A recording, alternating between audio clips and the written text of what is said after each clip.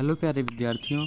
तो आज मैं आपको कराने वाला हूँ क्लास 12 में हिंदी विषय के कुछ इम्पोर्टेंट क्वेश्चन जो कि खुद यूपी बोर्ड ने ही जारी किए हैं। यहाँ पर आप देख सकते हैं, लिखा है heading UP board research paper class 12 Hindi PDF. ये पेपर जो है वो यूपी बोर्ड ने जारी किया है। तो ये क्वेश्चंस यूपी बोर्ड के द्वारा जारी हैं, तो इन्हीं में से आपके शुरुआत के जो 10 नंबर के क्वेश्चन आते हैं वो आएंगे। चलते हैं पहले क्वेश्चन की तरफ। तो पहला क्वेश्चन हमारा क्या है? पहला क्वेश्चन है कि आधुनिक काल को गद्य काल किसने कहा। सबसे पहला क्वेश्चन क्या है? आधुनिक काल को गद्य काल किसने कहा। तो इसका करेक्ट आंसर क्या हो जाएगा? इसका करेक्ट आंसर हो जाएगा आचार्य रामचंद्र शुक्ल ने। ठीक है, चलते हैं अगले क्वेश्चन पर। अगला क्वेश्चन है उक्ति व्यक्ति प्रकरण किसकी रचना है। तो उक्ति व्यक्ति प्रकरण ना सदाशिव लाल की रचना है, ना कवि गंग की रचना है, ना लल्लू लाल की रचना है। ये रचना है दामोदर शर्मा की। तो इसका सही आंसर हो जाएगा दामोदर शर्मा। चलिए अगले क्वेश्चन पर चलते हैं। अगला क्वेश्चन है कविवचन सुधा पत्रिका के संपादक कौन हैं। कविवचन सुधा पत्रिका के संपादक हैं हमारे भारतेंदु हरिश्चंद्र। उसके बाद है फोर्ट विलियम कॉलेज की स्थापना कब हुई।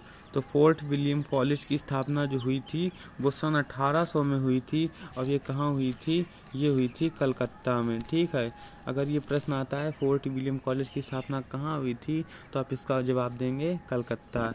ठीक है, चलिए अगले क्वेश्चन पे चलते हैं। अगला क्वेश्चन है भारत दुर्दशा नाटक के रचयिता कौन है। तो भारत दुर्दशा नाटक के रचयिता है हमारे भारतेंदु हरिश्चंद्र जी। उसके बाद अगला क्वेश्चन है कि हिंदी की प्रथम आधुनिक कहानी कौन सी है। तो हिंदी की प्रथम आधुनिक कहानी 11 वर्ष का समय नहीं है, रानी केतकी की कहानी भी नहीं है, आकाशदीप भी नहीं है। तो हिंदी की प्रथम कहानी जो है वो है इंदुमती। ठीक है, तो चलिए अगले क्वेश्चन पे चलते हैं। इसके बाद अगला क्वेश्चन जो है महावीर प्रसाद द्विवेदी ने क्या किया। तो महावीर प्रसाद द्विवेदी ने ऑप्शन है हमारे साहित्य के इतिहास लेखन का कार्य किया, कविवचन सुधा का संपादन किया, उसके बाद है ब्रजभाषा का प्रयोग किया और भाषा परिमार्जन। तो इसका जो सही ऑप्शन हो जाएगा वो ऑप्शन नंबर बी, कविवचन सुधा का संपादन किया। ठीक है, चलिए अगले क्वेश्चन पे चलते हैं। अगला क्वेश्चन है छायावादी युग की समय सीमा बताइए। तो छायावादी युग की समय सीमा जो थी 1919 से 1938 थी। ठीक है, तो अगला क्वेश्चन है हमारा प्रेमचंद की रचना है। तो प्रेमचंद की रचना हमारी ध्रुव स्वामिनी भी नहीं है, कंकाल भी नहीं है, प्रतिशोध भी नहीं है। सही ऑप्शन है ऑप्शन नंबर डी, गोदान। चलिए अगले क्वेश्चन पे चलते हैं। अगला क्वेश्चन है हमारा हिंदी की प्रथम एकांकी है। तो हिंदी की प्रथम एकांकी कौन है। तो हिंदी की प्रथम एकांकी है एक घूंट। उसके बाद अगला क्वेश्चन है हिंदी का प्रथम मौलिक उपन्यास है। तो हिंदी का प्रथम मौलिक उपन्यास जो है वो चंद्रकांता भी नहीं है, नूतन भी नहीं है, तितली भी नहीं है, वो है परीक्षा गुरु। चलते हैं अगले क्वेश्चन पे। अगला क्वेश्चन हमारा है हजारी प्रसाद द्विवेदी जी की रचना है। तो हजारी प्रसाद द्विवेदी जी की रचना कौन सी है? ये है ऑप्शन नंबर बी, बाणभट्ट की आत्मकथा। अगले क्वेश्चन पे चलते हैं। अगला क्वेश्चन हमारा है निम्न में से कोई एक कथन सत्य है उसे लिखें।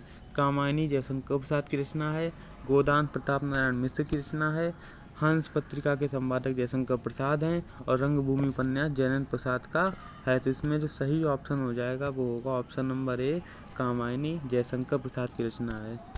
चलिए अगले क्वेश्चन पे चलते हैं। अगला क्वेश्चन है राग दरबारी किस विधा की रचना है। तो राग दरबारी जो रचना है वो हमारी उपन्यास विधा की रचना है। उसके बाद अगले क्वेश्चन पे चलते हैं। निंदारस निबंधकार के रचनाकार कौन हैं।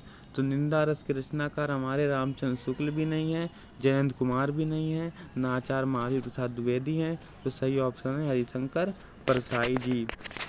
उसके बाद अगले क्वेश्चन पे चलते हैं। वर्ण रत्नाकार किस भाषा में है। तो वर्ण रत्नाकार जो है वो हमारा मैथिली भाषा में है। उसके बाद अगले क्वेश्चन पे चलते हैं। आनंद कादम्बिनी पत्रिका के संपादक कौन थे।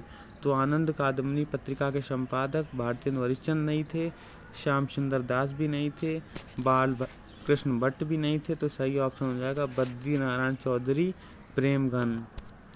अगले क्वेश्चन पे चलते हैं कि रेखा चित्र पर आधारित रचना है। तो दोस्तों ये क्वेश्चन आप घर से करके लाएंगे एक क्वेश्चन मैं आपको दे रहा हूँ कि रेखा चित्र पर आधारित रचना कौन सी है। आपके लिए ऑप्शन ये हैं कि मुद्रा रक्षक, अतीत के चलचित्र, साहित्य अवलोकन, क्या बोलूं का, याद करूं। इसमें आपको बताना है रेखा चित्र पर आधारित रचना कौन सी है। ठीक है, तो ये क्वेश्चन आपके लिए घर में है, आप इसका जवाब हमें दे देंगे कमेंट में। उसके बाद अगले क्वेश्चन पे चलते हैं। अगला क्वेश्चन क्या है, परख, सुनीता और सुखदा जैसे सुप्रसिद्ध उपन्यासों की रचना किसने की।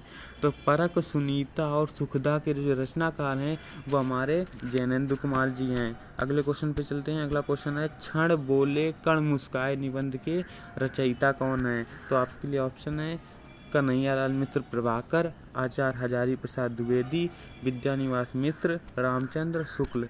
तो इसमें जो सही ऑप्शन हो जाएगा वो हो जाएगा कन्हैयालाल मिश्र प्रभाकर। तो दोस्तों आज के लिए केवल 20 क्वेश्चंस, कल फिर मिलेंगे, कल फिर 20 क्वेश्चंस कराएंगे आपको। तब तक के लिए गुड बाय। और जो अब मैंने आपको क्वेश्चन दिया था वो आप कमेंट में ज़रूर आंसर दें। Thank you.